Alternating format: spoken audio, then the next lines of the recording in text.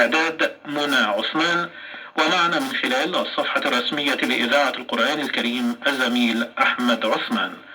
وأشرف أن أكون محاورا لفضيلة الدكتور أحمد البصيلي، محدثكم الدكتور وسام البحيري.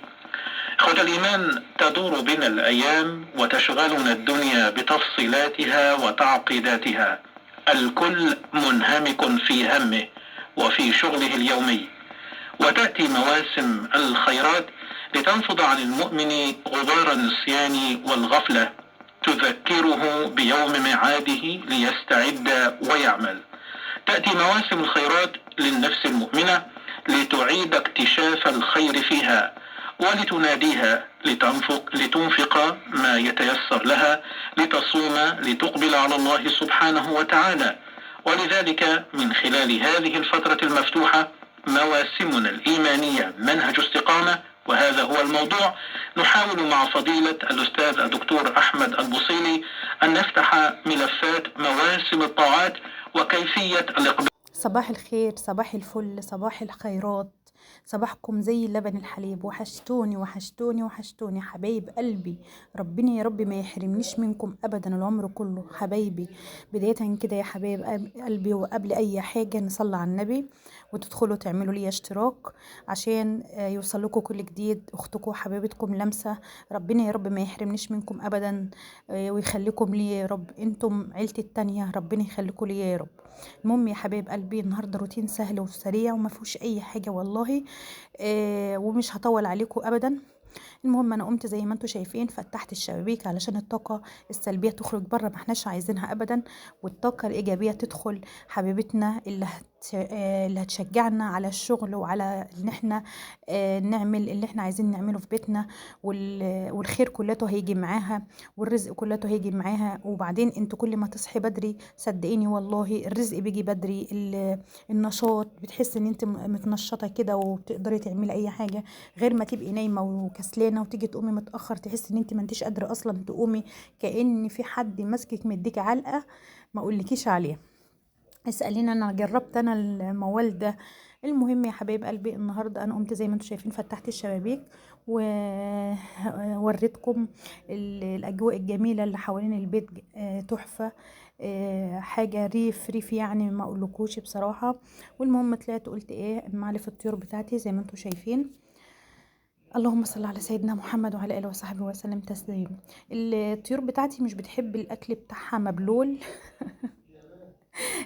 طيور مترفهه زي اصحابها.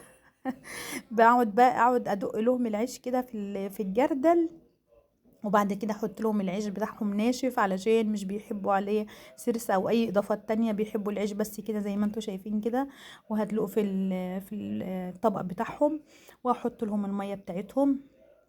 اهم حاجه وقبل اي حاجه لازم نطلع للطيور بتاعتنا اللي بيبقى عندها طيور تعلفها الاول، انه بيكسوفهم، لان هو الطير بيبقى عادته الترخرس، ولا بيقول انا جعان ولا بيقول انا شبعان ولا عطشان.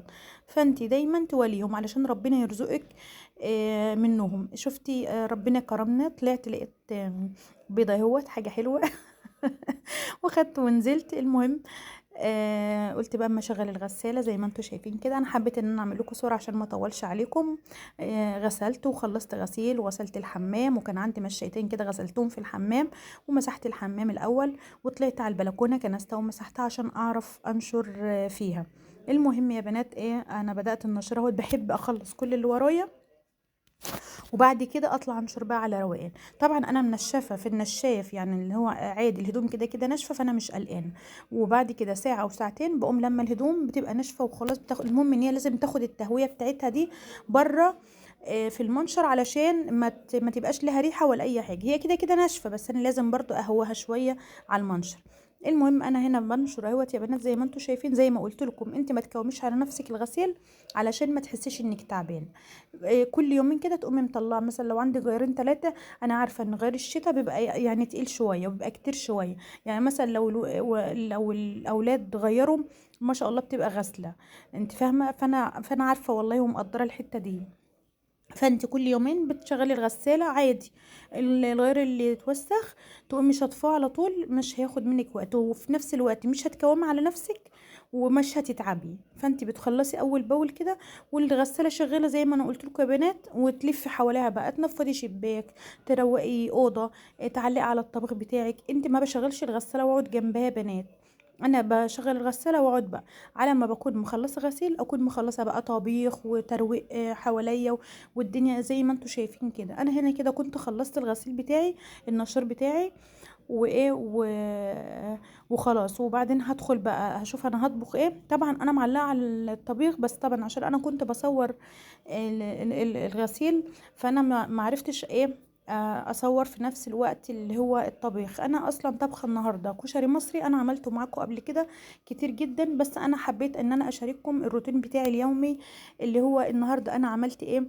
وبعد كده وبصراحه بتلكك ان انا عايزه اشوفكم يعني. المهم انا جبت الخضار ديت يا بنات اغسله، علشان انا عامله حسابي ان انا هعمل محشي بكره ان شاء الله. وبعدين هو ده انا طبخه، انا عامله لهم النهارده كشري مصري. طبخه سهله وبسيطه وسريعه، وانا عملتها معاكم قبل كده يا بنات زي ما انتم شايفين.